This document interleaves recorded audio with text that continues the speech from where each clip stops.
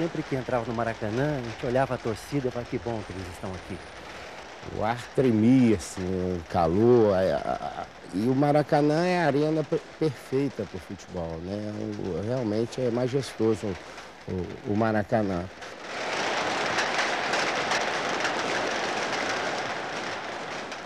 Raul, a derrota por 1-0 no primeiro jogo abalou o Flamengo? Você conta em seu livro que quando o time chegou no vestiário do Mineirão, o clima era de festa? É verdade, foi surpreendente, porque na verdade eu esperava um clima diferente daquele que eu encontrei. E eu encontrei uma verdadeira festa. Eu cheguei a pensar o seguinte: acabou o campeonato, nós somos campeões, e eu sabia que não era. O jogo era difícil no Maracanã de qualquer forma. Mas diante de tanta festa, eu vi o Júnior vibrando mais que todos. E aí eu disse: ô Júnior, o que está acontecendo? Nós perdemos o jogo por 1-0. Velho, nós somos campeões do Brasil. Você acha que a gente vai perder no Maracanã para eles? E aí eu dei uma pensada, raciocinei um pouquinho. Falei: tudo bem que o Atlético é uma grande equipe, mas nós somos melhores. E o placar aqui, no Mineirão, de 1-0, um placar pequeno, dá uma possibilidade enorme, né? Nós tínhamos uma vantagem enorme no Maracanã, jogando dentro de casa, com mais de 150 mil pessoas, só poderia dar o que deu, na verdade, né? A vitória do Flamengo. O Júnior tinha razão. Raul, aí o time retorna ao Rio de Janeiro. Nos dias que antecederam a partida final, qual era o espírito do grupo na Gávea? Olha, aquele time tinha uma característica muito importante. Era um time com muita personalidade, era um time que sabia exatamente aquilo que poderia produzir. Evidentemente que muitas vezes você tem um grande time, vai ao jogo, vai a campo e não consegue desempenhar bem o seu papel. Mas no caso do Flamengo, pela capacidade técnica que tinha o time, pela harmonia, do bom entendimento entre nós jogadores, aquele time, eu não vou dizer que era imbatível, né? Mas era muito difícil de perder um jogo.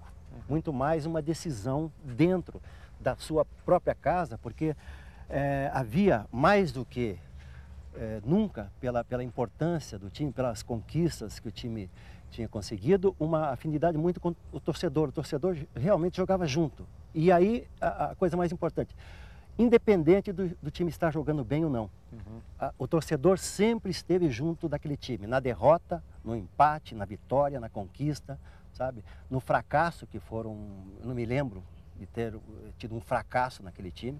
Então o torcedor jogava junto e aí o Flamengo se completava com o anel do Maracanã. O primeiro jogo foi muito violento e o Rondinelli ficou fora da segunda partida da final.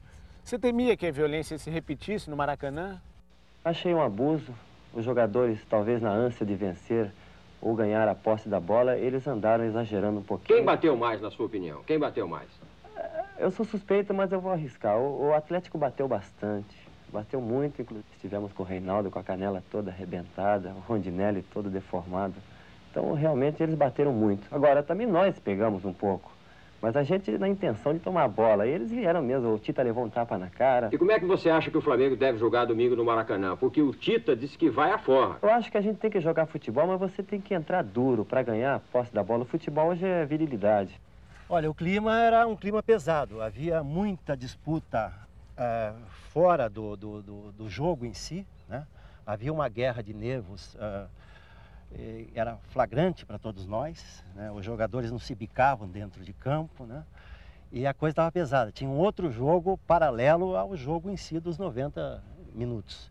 E isso era preocupante, porque o time do Atlético era um time técnico, tanto quanto o nosso Flamengo, mas era um time mais, vou usar uma palavra antiga, sabia usar mais a catimba, sabia fazer melhor a provocação. Era um time chato. Era um time chato, era um time completo, era um time que poderia ter ganhado o jogo naquela decisão. Teria tudo, teria todas as condições, né? Mas, por esse lado, eu me preocupei bastante. Houve algum lance, algum lance no primeiro jogo que... Olha, comigo particularmente não aconteceu nada, mas eu pude ver todos os momentos daquele bate-papo, daquelas agressões de palavreados, de que você não joga nada. Olha que chuteira é essa que você está vendo? Nunca vi um troço, de onde você comprou isso, né? Então, tipo assim, né? As provocações aconteciam o tempo inteiro. A casa estava cheia, Quer dizer, era difícil ouvir exatamente o que estava se falando, mas pelo gesto, pela fisionomia de cada um, a gente podia saber que era um bate-boca provocativo, né? E aconteceu durante todo o jogo, e foi uma guerra realmente em que o Atlético sabia fazer melhor esse tipo de coisa. O Flamengo, com exceção do Júnior, né? O Júnior é talvez o mais bem preparado para poder responder esse tipo de coisa. O Júnior não leva nada para casa, né? Ele não leva nem elogio para casa, quanto mais desaforo. E ele encarava mesmo. O que é, meu irmão? Qual é a tua aí e tal? Aquele tipão dele, né? O Júnior, o mais carioca dos cariocas, né? Apesar de ter nascido lá para o norte e nordeste, mas ele vestia bem a camisa do carioca, né? Mas o resto o nosso time era um time, não digo inocente, mas era um time que não sabia revidar muito esse tipo de provocação.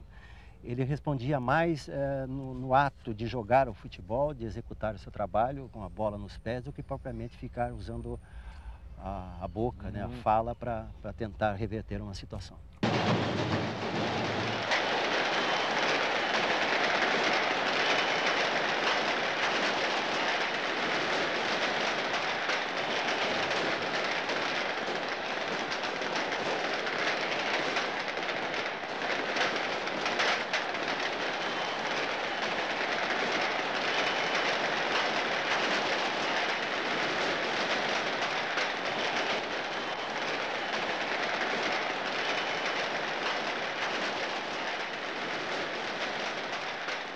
Eu acordei para o jogo, eu falei, esse é meu jogo, né?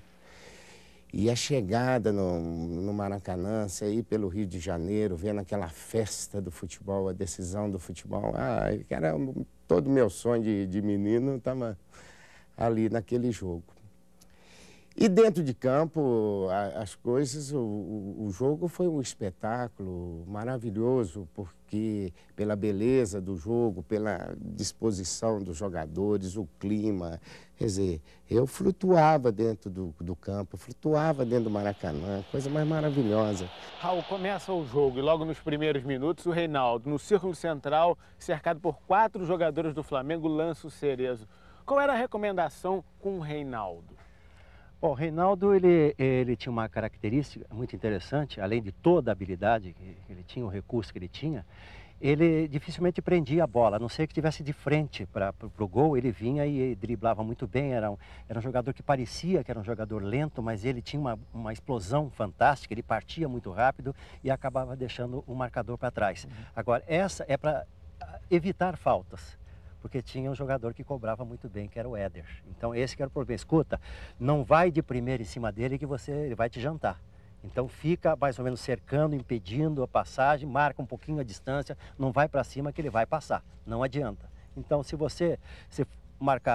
marcando junto, presença, só quando ele não estiver com a bola, para você interceptar, aí seria interessante. Mas ele dominou, não vai nele de primeira que você vai passar batido.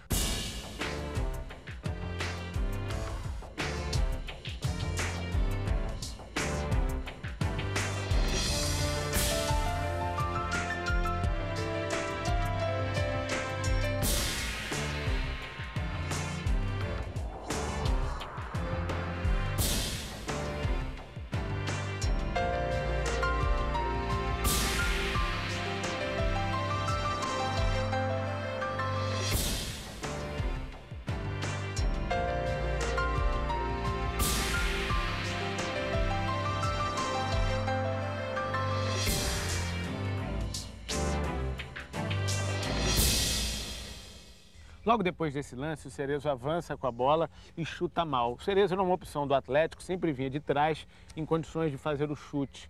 Havia uma preocupação com isso, com o Cerezo? Nós tínhamos um meio-campo que não era, como todo o time, não era marcador. Aliás, o time do Flamengo não era um time que marcava, era um time que obrigava a acontecer a marcação em cima dele.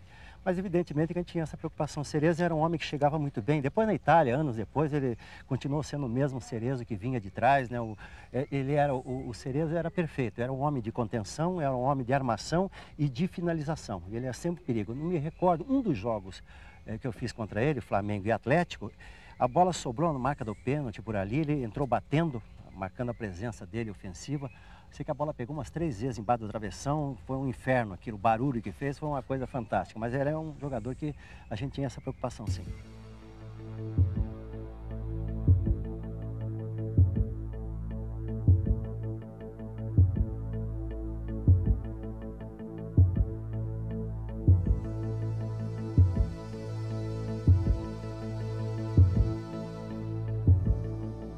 Logo depois, o Carpegiani dá uma bola no pé do Reinaldo. O Carpegiani, com a categoria que tinha, com o quilate que era, quando um jogador como esse erra um lance bobo, assim, influencia o grupo, Raul? Eu acho que não houve nenhuma preocupação, porque nós sabíamos que aquilo era um lance que não iria acontecer novamente durante a partida. Eu me lembro do lance, ele fez o sinal com a mão, calma, gente. Ele olhou para cada um de nós e disse assim, espera aí, não vai acontecer de novo. Né? Aquele lance de tranquilidade, baixando as mãos. Então, claro que o lance foi um lance muito perigoso e o Atlético poderia ter conseguido ali o gol. Mas a gente sabia que aquele fato, né, aquele erro não iria se repetir. Em seguida, o Zico lança o Nunes, que toca na saída do João Leite. O Flamengo era um time que sabia jogar no contra-ataque, Raul?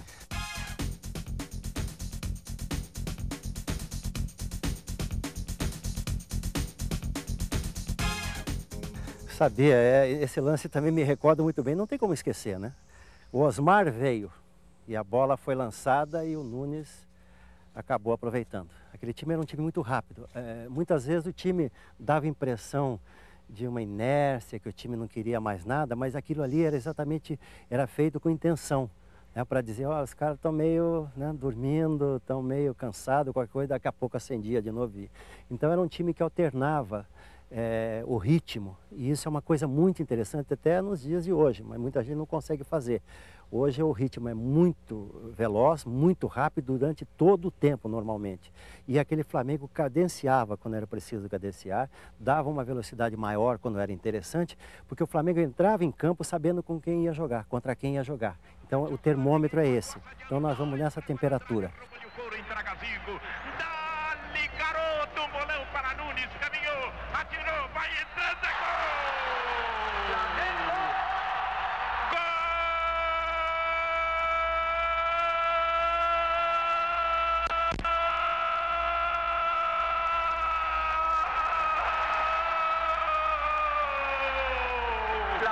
Nunes, camisa número 9.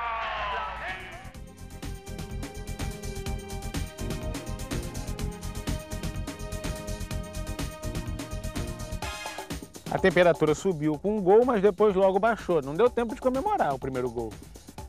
Não deu. Aliás, contra o Atlético Mineiro da época, não dava para comemorar muito sem que o juiz tivesse encerrado o jogo.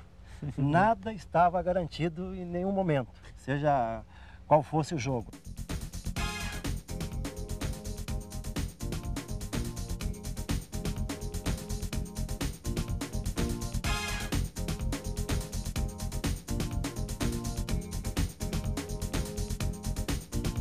Aí na saída de bola, na hora que saiu a bola, a torcida do Flamengo ainda comemorando, vibrando, eu empatei o jogo, né? Como diz o poeta aí, provocando um silêncio ensurdecedor no Maracanã, né? Como dizia o Nelson Rodrigues. E foi uma sensação, assim, fantástica também essa, de você paralisar, pelo menos por alguns segundos, uma multidão no Maracanã, no Rio de Janeiro.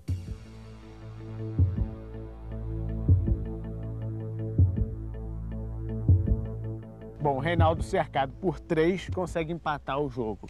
E naquela época o Flamengo não tinha ainda a tradição, não tinha sido campeão brasileiro ainda e não tinha a tradição que tem hoje das grandes finais de campeonatos nacionais. Chegou a passar pela tua cabeça, bom, hoje não é o dia. Antes do jogo nós sabíamos que, apesar de toda aquela festa no vestiário em Belo Horizonte, nós sabíamos que não ia ser tão fácil assim. A possibilidade de vitória era grande, mas o jogo ia ser apertado. E o Reinaldo acaba empatando. Eu me lembro como se fosse hoje o lance. O lance foi do meu lado direito, né, lado esquerdo do ataque do Atlético Mineiro. Ele, ilhado praticamente, né, sozinho ali, ele bate a bola. É engraçado que o lance na televisão, não existiam tantas câmeras como existem hoje. Essa câmera onde aparece eu tomando o gol, não reflete bem que a bola bate, eu vou para um lado, você repara no lance, eu vou para o lado direito, se não me engano, e a bola vai para o lado esquerdo, porque ela bate nas costas do Manguito. Então, na época, teria que colocar na súmula gol contra, porque na época existia o gol contra. Hoje a FIFA aboliu a bola batendo no gol de quem finalizou, né? Quem fez a cobrança para o gol. Então, mas eu me lembro perfeitamente do lance, e claro que aí te coloca em xeque, né? Vamos começar tudo de novo, eles estão na frente aqui, o negócio está, até agora, né, o Atlético é o campeão do Brasil, então nós tínhamos que fazer mais e fomos atrás.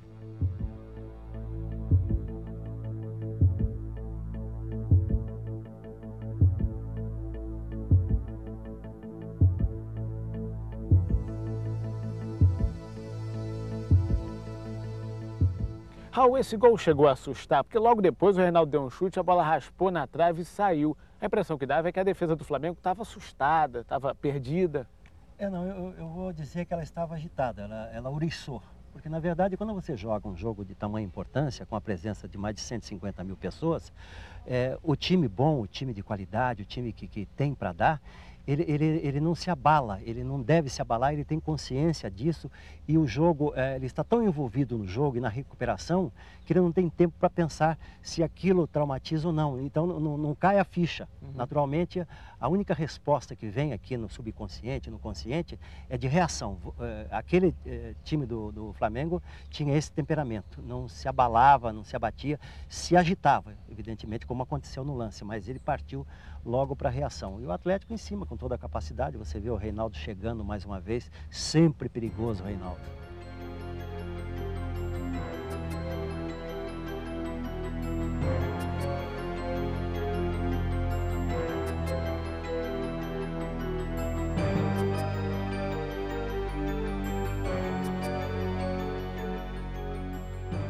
Outra jogada perigosa do Atlético, o Éder passa pelo Toninho, pelo Andrade e bate por cobertura.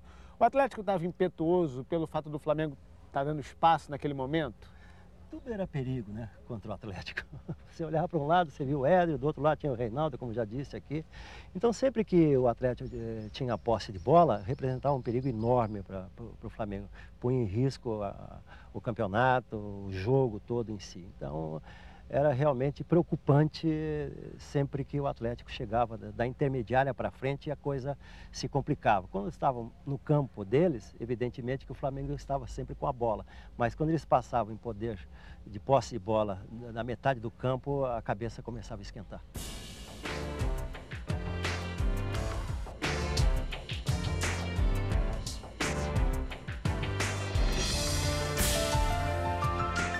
A essa altura, o Zico já tinha tentado 2 investidas pelo lado esquerdo e tinha sido parado com falta. Ele demorou a entrar no jogo? O Zico era o ponta de lança, que hoje praticamente não existe mais. Era o número 1 do Zagallo, aquele tipo que ele tentou fazer ressurgir, né? O Zico era um homem também de armação, ele vinha mais atrás, ele vinha no meio para arrumar a jogada, tanto é que o que ele proporcionou de gols para o Nunes foi uma festa, né, em todos os campeonatos aí. Mas o Zico também tinha mais ou menos o temperamento. Aliás, o Zico era o termômetro do time. O Zico estava mais lento, né, para deixar que outras peças funcionassem. Ele chamava a atenção, ele era a isca muitas vezes, né, ele se fazia de morto ali, mas sempre com alguém em cima. Então, de repente, parecia que ele não estava no jogo, não estava dentro do jogo. E, ao contrário disso, estava mais do que por dentro do jogo, que bastava um lance, né, uma posse de bola para que ele pudesse fazer o lance que definiria um jogo.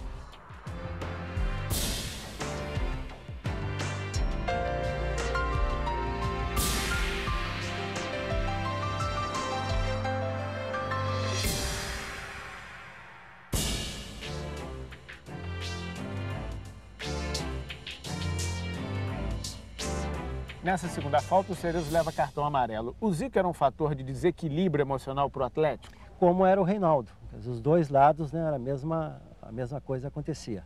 O Zico, quando pegava na bola 80% a possibilidade de falta, porque o Zico vinha em velocidade, e aí o marcador não tinha outra alternativa, a falta geralmente acontecia, assim como o Reinaldo também, pela habilidade do drible, né? O Reinaldo não era tão veloz contra o Zico, mas no drible, na explosão, ele era tão perigoso, tão importante quanto.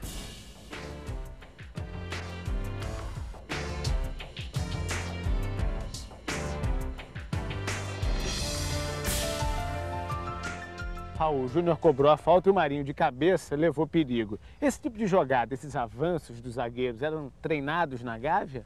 Era uma recomendação do técnico Cláudio Coutinho, né? O Marinho era um zagueiro bem alto e levava sempre vantagem. Aliás, era alto e saltava, saía muito bem do chão. E era um recurso que nós tínhamos a mais, além de todos os jogadores ofensivos, né? A parte de trás saía muito bem. Aliás, também era uma preocupação para mim, porque saíam os dois zagueiros e saíam os dois laterais, né? O Leandro e o Júnior. Eu ficava lá praticamente sozinho, muitas vezes com o Manguito ali. Quando eu jogava o Manguito ficava um pouquinho mais. Depois o Manguito acabou aprendendo a sair também e acabou saindo. Mas o compromisso do Flamengo era extremamente ofensivo. A preocupação primeiro é fazer o gol, né? E depois se defender, ao contrário de muitos clubes aí.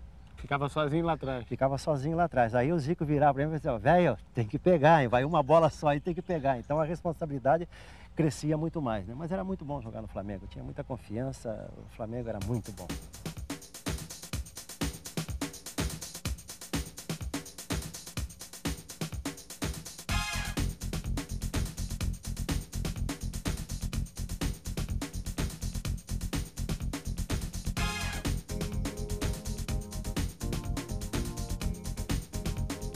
O Júlio César recebeu do Tita, tabelou com o Zico, mas a zaga do Atlético aliviou.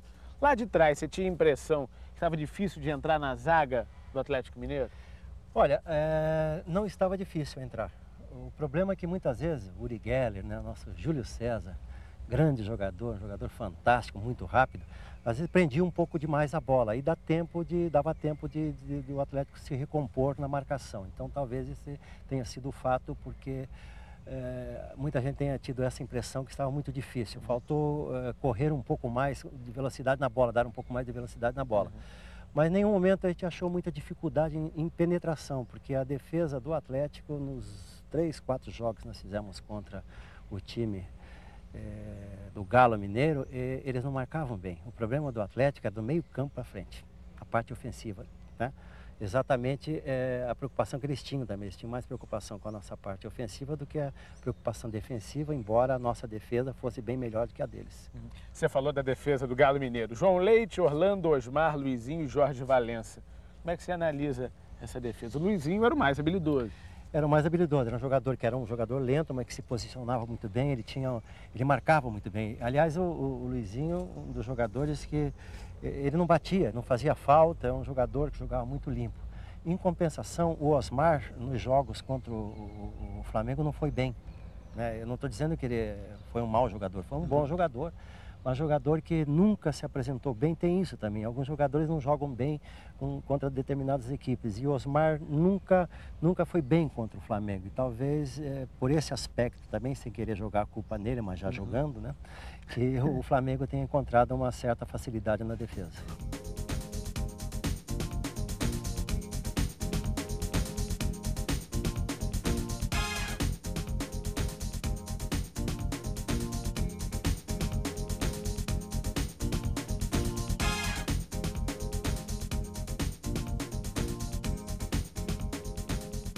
Pouco depois, o Zico dá um lindo drible no Chicão, toca para o Nunes, que de calcanhar passa para o Júlio César cruzar. O João Leite ainda toca na bola, mas não tinha ninguém do Flamengo na área. Aos poucos, o Flamengo foi envolvendo o Atlético. Foi. Aí o Flamengo começou a tomar uma iniciativa maior, né? O jogo oferecia muito mais condições, havia mais espaço, o Zico se soltou realmente e o Flamengo foi para cima do Atlético com tudo.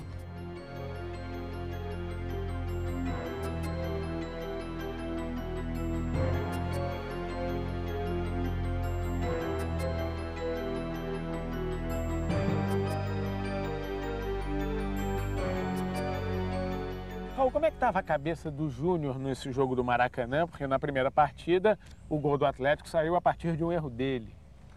Bom, olha, quando eu tomei o gol, eu olhei para ele, evidentemente que ele cometeu um erro, né? Coisa que eu também cometi muitas vezes, aliás, todos no clube cometeram alguns erros. Eu olhei para ele, ele olhou para mim e falou assim: "O que é, meu irmão? Tá tudo bem?" Eu falei: "Então tá tudo bem." Aí nós chegamos no vestiário e ele estava comemorando porque nós iríamos ganhar o título no Maracanã. Então aquilo ali passou, foi um erro cometido, um erro bem assimilado, né? E a coisa ficou resolvida, um segundo depois já não havia mais o problema. Os jogadores sentiam dentro de campo, no Maracanã, um Júnior seguro, apesar do erro no primeiro jogo. Muito seguro, com um apetite danado, doido para o jogo começar, para ele se recuperar daquilo. Mas o Júnior foi tão importante, é uma pessoa tão equilibrada, que ele em nenhum momento se teve preocupado, se tinha uma preocupação, ele não demonstrou, quer dizer, não afetou nada o grupo, tanto é que ele fez uma partida extraordinária no segundo e o Flamengo acabou sendo campeão.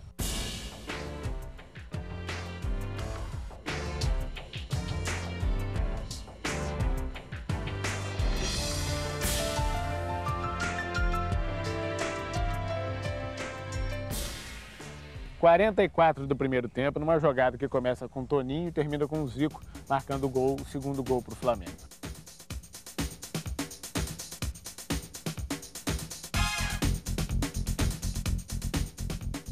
Como é que foi ir por vestiário, para o intervalo, já em vantagem, com aquele contexto todo, Maracanã lotado? Olha, você sabe que o clima ele é tão carregado, né, no sentido não da preocupação em si. Ele é um ambiente pesado, de responsabilidade, que você não consegue fazer uma avaliação. Você está cansado, eu no meu caso, que não corria de tanto pensar, maquinar, de me preocupar com marcação, de chamar os defensores, e envolvido com o próprio jogo e torcendo para que o time funcionasse muito bem, e os outros jogadores correndo, se desgastando, que não dá tempo de você pensar, vamos no segundo tempo fazer isso. E eu vejo as entrevistas que são dadas na hora que os jogadores saem, muitas vezes eles falam nada com nada, porque não dá para raciocinar, não dá para dizer, olha, agora nós vamos voltar para o segundo tempo, nós vamos dar tudo de si para entrar e fazer, e vamos ganhar. Então eles falam por falar, porque não dá para raciocinar, ainda mais naquelas condições, com um jogo dramático, um jogo corrido, muito bem disputado, não dá para pensar. A gente não pensou em nada, só queria descansar, recuperar o fôlego para terminar mais 45 minutos. Subiu o Marinho, cabeceou, defendeu o João Leite, soltou, atira para fora da área, Orlando recebeu Júnior, atirou, bateu outra vez no zagueiro, bateu em Osmar, voltou, entra Zico, atira, é gol! Flamengo!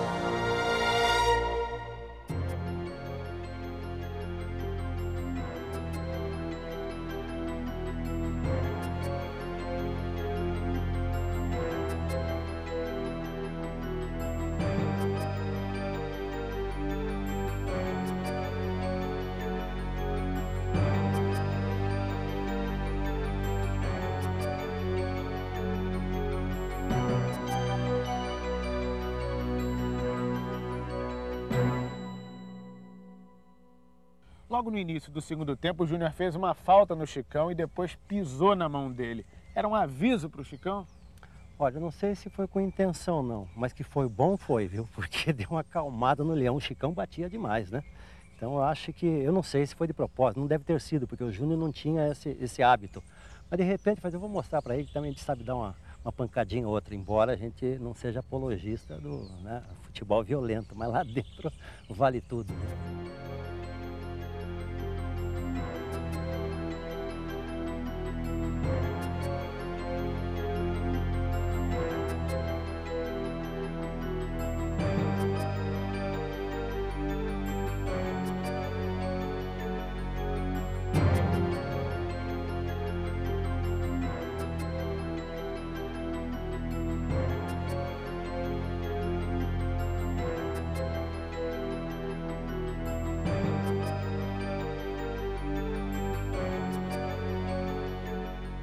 Em seguida, o Nunes recebe do Júnior e livre desperdiça uma oportunidade. O Flamengo estava complicando um segundo tempo que tinha tudo para ser mais fácil. Talvez o Flamengo tenha tido um momento de ansiedade no lance, né, em que o Nunes acabou perdendo uma grande oportunidade. De vez em quando acontecia isso, a ansiedade de liquidar o jogo, de fazer mais um para facilitar a vida, ocasionava esse tipo de lance. Do outro lado, o Reinaldo começa a ter problemas. Em que momento você sentiu que o Reinaldo estava mancando? Olha, logo que começou o segundo tempo, ele numa corridinha, né, que ele deu uma arrancada, eu vi que ele sentiu. Aí lançaram uma bola para mim e eu dei um pique ali no Maracanã, ali dei um pique, aí sofri uma distensão, coisa que eu nunca tive, distensão. Eu tive uma distensão profunda, né? E aí explodiu a torcida do Flamengo, que era a maioria no Maracanã, a torcida explodiu, comemorando como fosse um gol, né? Comemorando a minha contusão como fosse um gol. Talvez isso, quer dizer, alguns jogadores que estavam na reserva do Flamengo falaram que o capitão Cláudio Coutinho também até pediu que não comemorasse tanto, que eu ainda estava dentro de campo, né? Ele ia sair, ele pediu para não sair, ele queria ficar de qualquer jeito. E a vontade do rei, né, prevaleceu, e ele acabou ficando. E aí eu pensei, bom, estamos em vantagem de um homem a mais, né? E de repente eu olhei para ele e falei assim, nem tanto, porque não é um homem comum, não é um jogador comum, é alguém muito especial, é um extra série. Então, mesmo com uma perna só, é bom ficar atento. O torcedor já começava a dizer o seguinte, bichado, bichado, bichado, eu não gostei daquilo. Eu falei, vai provocar o leão ferido, a fera ferida, que é um complicador. Eu sofri porque uma humilhação pesada, porque 200 mil pessoas, quando eu pegava na bola, gritava bichado, bichado. E eu realmente sem as condições físicas, né? Como é que você vai enfrentar você perdendo o jogo, sem condição física, como é que você vai enfrentar uma multidão de 200 mil aí? Eu vi que ele estava com um apetite muito grande, superando um pouco a dor que estava sentindo, porque uma distensão, porque foi o que ele teve, uma distensão, não foi um estiramento, foi uma distensão muscular que não dá nem para andar. Ele, além de andar, jogou. Jogou e marcou mais um gol. O Éder cruzou e ele mesmo mancando, toca um leve toque e faz o segundo gol do Atlético Mineiro. Eu fiquei ali, estava concentrando, esperando uma oportunidade, sempre com muita esperança. E de repente surge abre a oportunidade assim, no Maracanã, dentro da grande área, eu vejo a bola.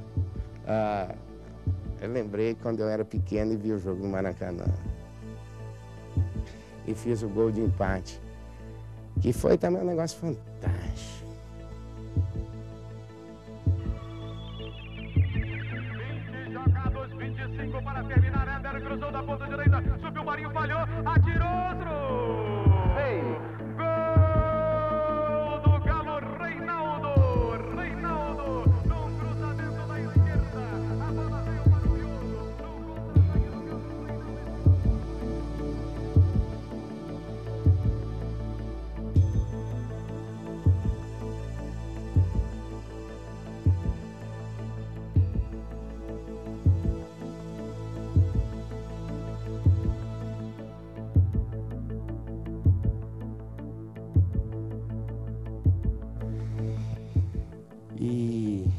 E eu comemorando, eu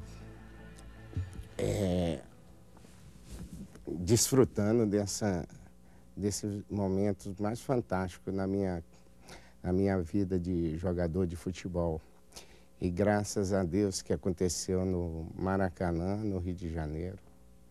Eu acho que isso para mim é muito legal, estar nessa página da história. Dava para pegar essa bola? Bom, eu toquei nela, eu cheguei nela, porque uma bola junto ao corpo, você vai reparar que ela vem no chão, que o grau de dificuldade é imenso.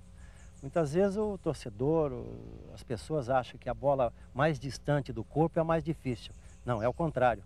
é aquela mais próxima do corpo que causa uma dificuldade muito maior.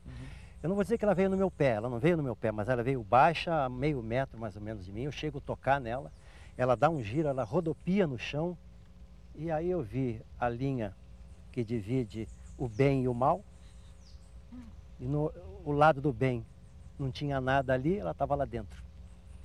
E aquilo foi um impacto. Então você tem, sabe, você começa a ver estrelinha, parece que você vai apagar. Parece que o estádio vem e cai na sua cabeça. E quase inacreditável. Aquele momento, aí sim, fugiu de tudo aquilo que eu conhecia na minha vida. Foi um momento único na minha vida de 22 anos jogando futebol.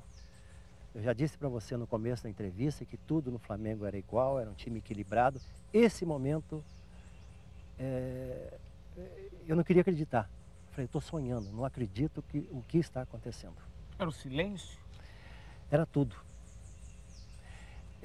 Às vezes o ruído é tão grande, tão importante, que parece que há um silêncio total, né? Isso, às vezes, a gente confunde o barulho extremo, o som extremo com a falta dele. Foi tudo, aconteceu tudo. Naquela hora eu quase apaguei. Eu queria ter apagado aquele momento. Se eu tivesse uma máquina do tempo, eu teria retrocedido e teria dito assim, Marinho, meio metro atrás. Não, ele não teve culpa nenhuma. A bola ficou muito bem lançada. Foi uma bola que caiu sem peso atrás dele. Um jogo à noite, refletores. Você não tem sempre, ou muitas vezes, a noção do tempo de chegada da bola. E isso é um fato que complica os jogadores de defesa. O jogo à noite é um jogo diferente para os defensores, para o goleiro principalmente. Aí o Coutinho vai e tira o Carpegiani para colocar o Adílio. Foi uma substituição que surtiu efeito?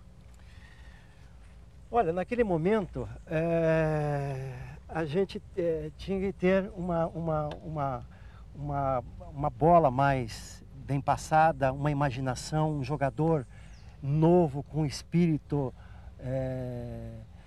com poder de reversão de uma situação. Contra um que já tinha dado tudo que poderia dar, né? Era um jogador de contenção também, o Carpegiani, era um jogador mais defensor. E o Adílio era mais um elemento de criação e preparação de jogada na frente. Foi uma boa alternativa, sem dúvida alguma.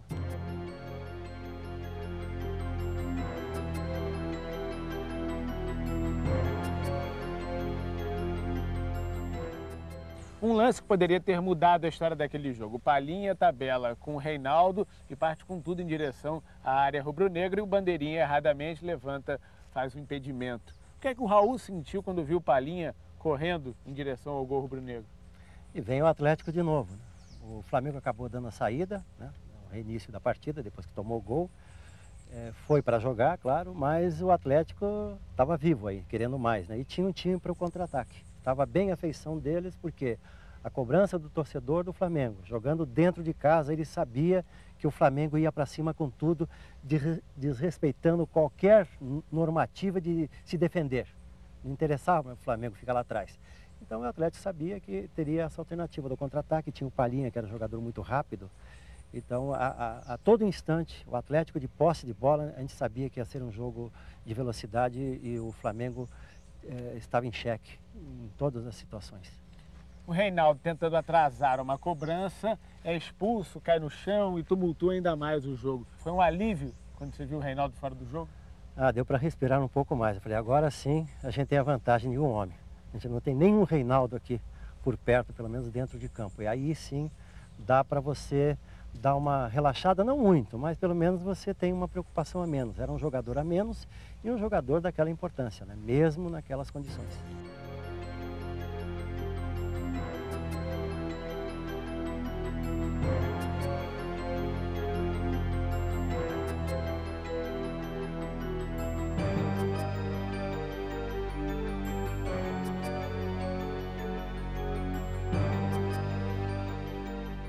Ataque do Flamengo, o Toninho cruza e o Zico cabeceia por cima. Bateu um desânimo no Flamengo? Não, o Flamengo talvez tenha se desgastado muito, o lado emocional da coisa. O Flamengo tinha uma boa condição física, mas o lado emocional suga muito do jogador, né? aquela responsabilidade toda, você vendo que o resultado não está acontecendo e o desgaste vem, você acaba se cansando muito mais do que deveria normalmente. Então tem jogo que sabe, exige mais de você, e esse foi um jogo daqueles que exigiu muito de cada um, fisicamente, né, o cansaço mental, enfim. O Flamengo me pareceu aquele dia já extenuado, já estava no bagaço. O Flamengo estava tirando já a raspa da panela. 37 minutos, o Osmar no círculo central faz um lançamento errado, o Júnior corta, toca para o Andrade e lança para o Nunes. Como é que o Raul lá de trás viu esse momento tão importante para a história do Flamengo, um dos momentos mais importantes da história do clube?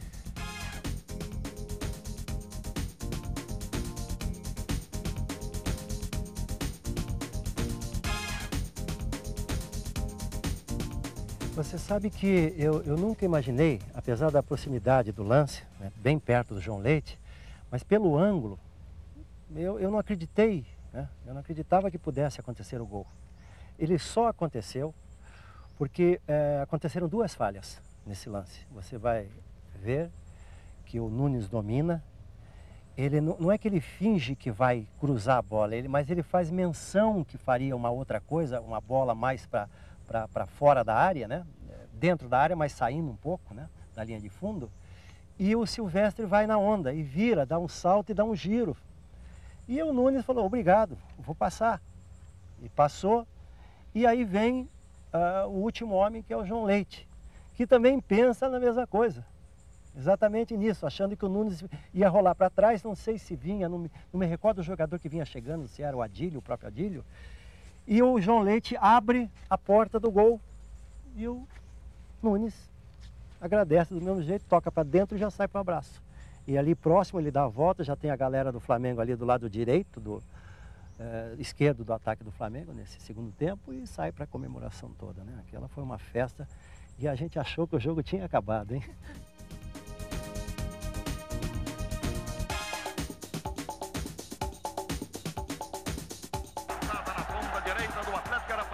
Cerezo cortou Júnior, Andrade apanhou o rebote, lançou Nunes, tenta o centro, bateu em Silvestre, voltou para Nunes, fecha o furacão do Mengão, campeão, bateu a Silvestre, fumaça de gol, apontou, tirou, é gol!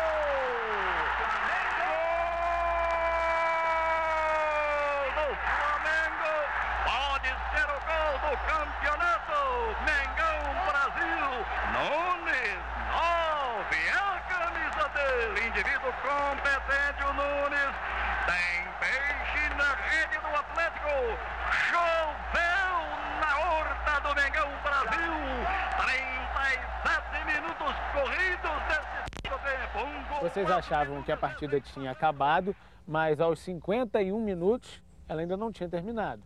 Com toda certeza, mas parecia, né?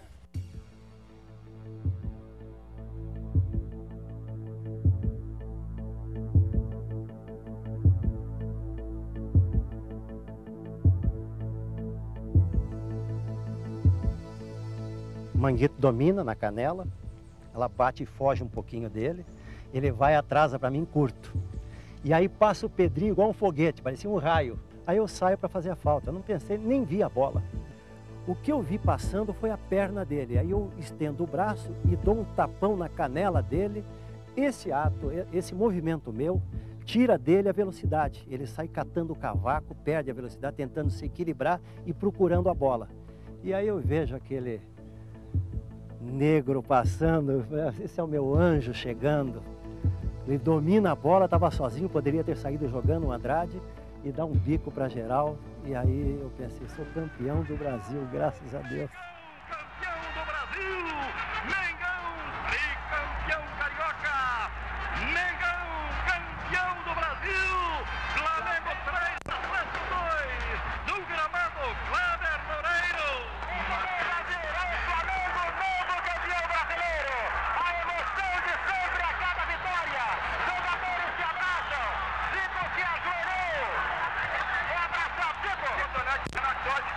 Temos essa festa aí na massa.